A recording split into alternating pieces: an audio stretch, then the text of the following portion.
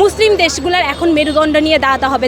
তাদের রাজা হোক যেই হোক, তাদেরকে আমাদের এখনই স্পষ্টভাবে ওয়ার্নিং দিতে হবে যে তাদের গদিও ছাড়তে পারে, রাজাকেন্দ্রিক হলেও।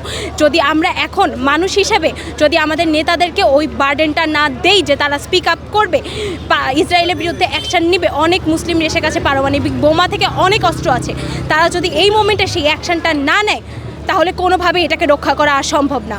আমাদের এখন নেতাদের উপর ডিপেন্ডেন্ট হয়ে বসে থাকলে হবে না, নেতাদেরকে প্রেশার দিতে হবে। নেতারা আমাদের জন্য, আমরা নেতাদের জন্য না। মুসলিম নেতা অনেকে না, মোটামুটি একটা রাষ্ট্রবাদে সব রাষ্ট্রের সব মানুষ চুপ করেই আছে। একজন যে ছিল তাকে মেরে ফেলা হয়েছে, এই ব্যাপারে আমরা সবাই জানি, এবং কোনোভাবে কোনো ইসলামিক রাষ্ট্র কোনো কিছু করছে না।